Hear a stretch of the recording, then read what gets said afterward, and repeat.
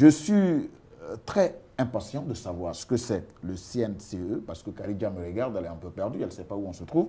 Je pense que planter un décor comme ça va beaucoup faciliter la tâche à celui qui nous regarde. Bonsoir.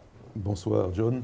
Merci. D'abord, c'est le CNSE. Ah, CNSE. Oui, mais facilement on met un C. C'est le Comité national de soutien aux éléphants, qui est un comité institution républicaine désigné par décret, et on est nommé par le ministre de la Jeunesse et des Sports. Alors, c'est ce comité qui a en charge de mobiliser, de soutenir les équipes nationales de Côte d'Ivoire, tous sports confondus. Et pour ça, je remercie la Fédération ivoirienne de karaté et de disciplines associées qui nous accueille aujourd'hui pour cette émission. Tous les sports présents en Côte d'Ivoire, avec 28 fédérations, ont droit à être soutenus, à ce que ces disciplines deviennent des disciplines phares pour le pays. Et nous sommes là donc pour mobiliser, soutenir, les accompagner, les supporter, comme on dit, pour que notre pays devienne une puissance sportive. C'est ce qu'est le comité. Comment vous êtes arrivé à la tête de ce comité? Alors ça, c'est une histoire. En décembre 2007, quelques mois avant la CAN, le ministre m'a appelé, il me dit « j'ai besoin de te voir rapidement », le ministre Dagobert Banzio de la Jeunesse, du Sport et des Loisirs, et il me dit « est-ce que tu peux passer ?» Je dis « oui, je vais passer vers 11h, je finis une conférence et j'arrive ».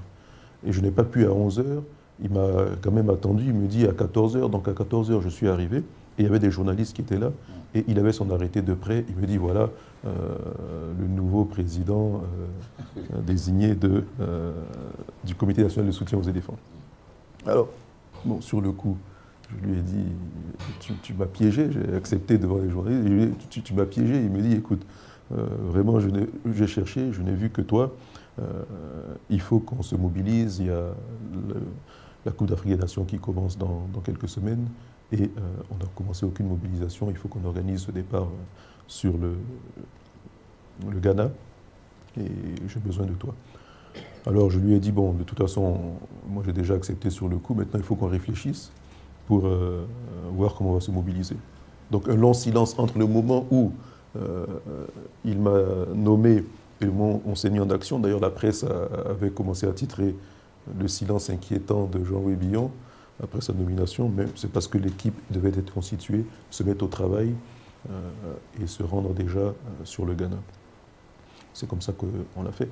Mais quelque part, j'ai ensuite apprécié cette nomination. Je dis quelque part très vite d'ailleurs, parce que le sport aujourd'hui est une activité économique à part entière. Et en tant que président de la Chambre de commerce et d'industrie, on est là pour promouvoir le commerce, l'industrie et les services. Vous regardez dans le monde entier aujourd'hui, l'industrie du sport a sa place dans l'économie mondiale. On ne peut pas l'ignorer. Il faut que la Côte d'Ivoire rentre de plein pied dans le sport moderne. Et sport et économie sont étroitement liés.